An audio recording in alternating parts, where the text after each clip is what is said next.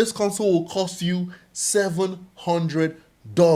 We can see that PS5 Pro is close to doubling the power of PlayStation 5. I'm sorry, but this is supposed to be a crime.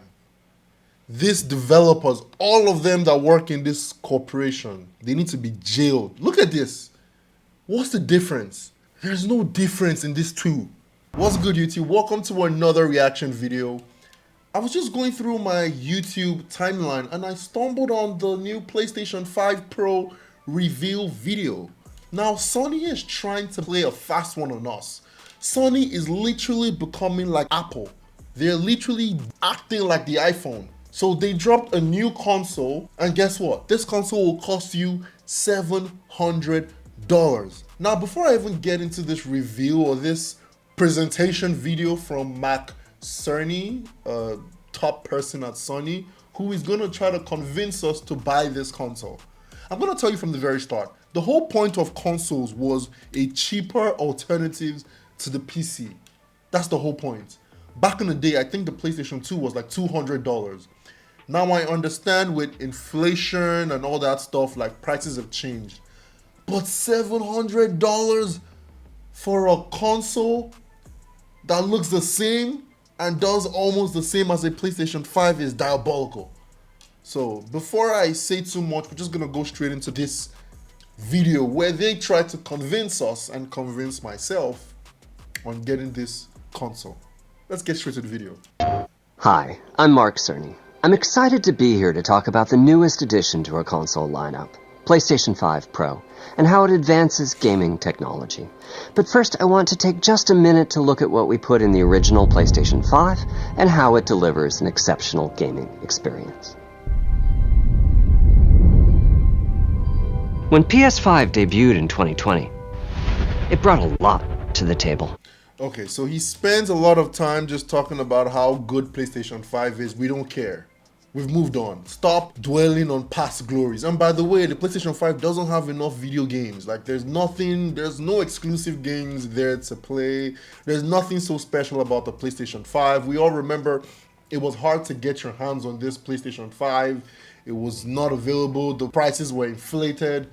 It was generally a bad generation for gaming. In my opinion, the PlayStation 5 and the Xbox Series 1X. But anyway, I'm gonna skip all that talk and where he actually talks about this new console. And now he's going to give us the reason why we're supposed to put in $700 into this video game console. Let's see. PS5 Pro substantially improves over PlayStation 5 in 3 ways. Here's what we call the Big 3. First, we made the GPU much larger and increased the speed of the memory it uses. The result is rendering that's up to 45% faster. Second, we made major upgrades to the ray tracing, taking a streamlined and accelerated approach that allows calculation of the rays at double or even triple the speeds of... I'm not gonna lie, this is the same thing that the iPhone, this is the same thing that Apple do. They tell you, oh, we've increased our screen capacity to last 1 hour extra. Oh, we've added the M2 chip, so it's now faster and this and this. And when you compare both of them, you can't even notice. I'm sure if I bring this, whatever they're going to show us on the PlayStation 5 Pro, you put it side by side with the PlayStation 5, you're not gonna be able to tell the difference. These companies are just scamming us every day. PlayStation 5. And finally, we added custom hardware for machine learning and an AI library called PlayStation Spectral Super Resolution, or PSSR for short. PSSR analyzes the game images pixel by pixel and can add an extraordinary amount of detail, which boosts the effective resolution of the games. Game creators are adding PS5 Pro support to new and existing titles, and with the Big 3 involved, the results can be pretty amazing, with graphics showing something like fidelity levels of detail, but at double the frame rate. Here's The Last of Us Part 2 running on PS5 Pro. Okay. It has huge amounts of detail and targets a super smooth 60 frames per second. Let's compare this to the fidelity mode on PS5, which is only running at 30 frames. Okay, so, guys, look at these two screens. Can you really tell the difference between the PlayStation 5 Pro and the PlayStation 5? Like, maybe because I wear glasses, maybe because I'm blind. Please let me know in the comments, because like I feel like I must be going mad, because there's no difference. There's no difference at all. It's the same shit. Second, and is therefore much choppier. Don't stop! We gotta lose. This goal of delivering almost fidelity-like graphics at performance frame rates has been achieved for a broad set of titles, including Marvel's Spider-Man 2 and Ratchet & Clank Rift Apart. We can see that PS5 Pro is close to doubling the power of PlayStation 5. I'm sorry, but this is supposed to be a crime. These developers, all of them that work in this corporation, they need to be jailed. Look at this. What's the difference? There's no difference in these two. The only way anyone can even think of buying this console is if maybe you had a PlayStation 4, you never had a PlayStation 5. Fine, you can buy the Pro. But if you have a PlayStation 5, there's no point buying this Pro. It's like, remember when the iPhone used to drop like the iPhone 5 and then the next year they dropped the iPhone 5S, iPhone 6 and then the iPhone 6S? Those S, they were useless.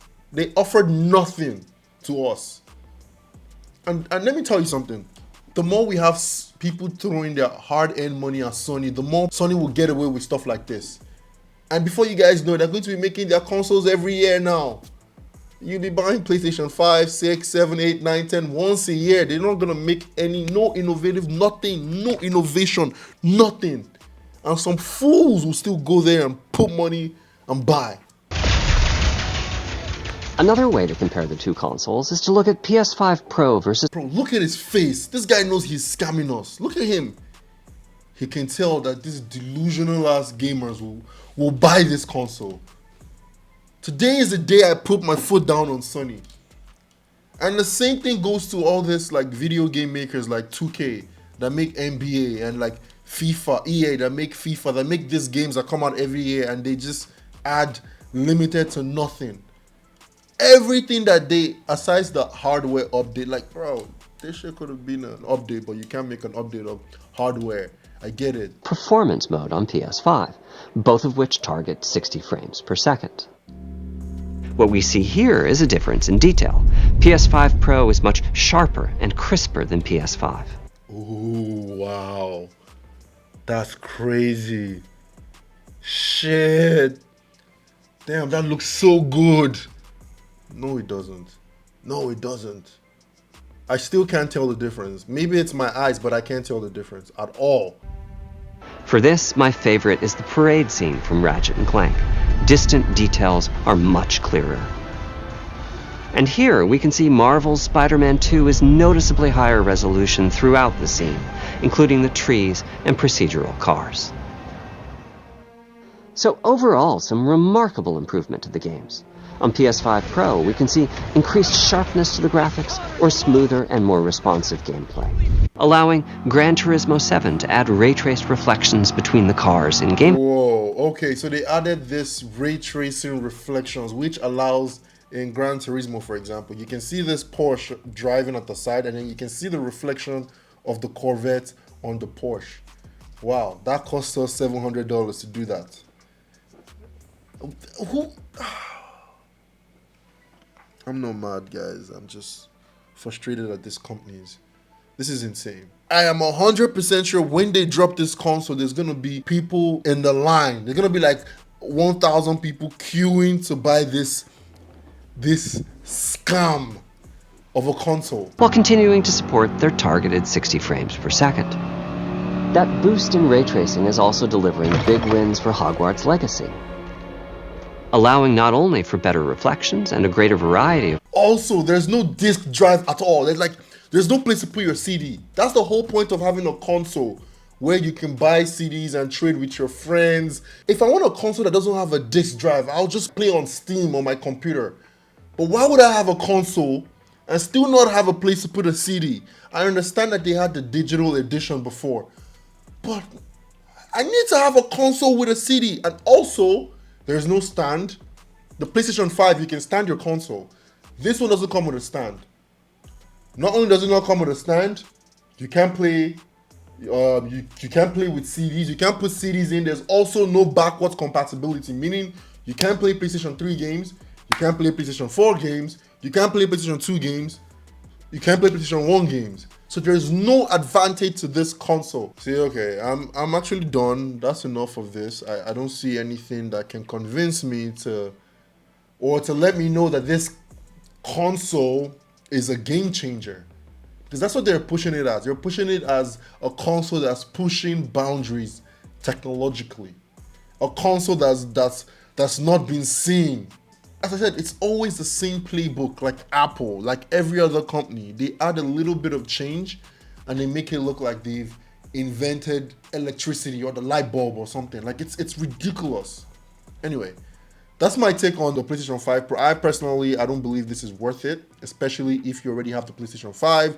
If you don't have this generation of console and you're looking to buy a new PlayStation 5, maybe you have a PlayStation 4 or a PlayStation 3, sure. But there is no need whatsoever to upgrade from a PlayStation 5 to a PlayStation 5 Pro. I don't know. What do you guys think? Let me know in the comments. If you like the channel, drop a like, subscribe to the channel, and I'll see you in the next video.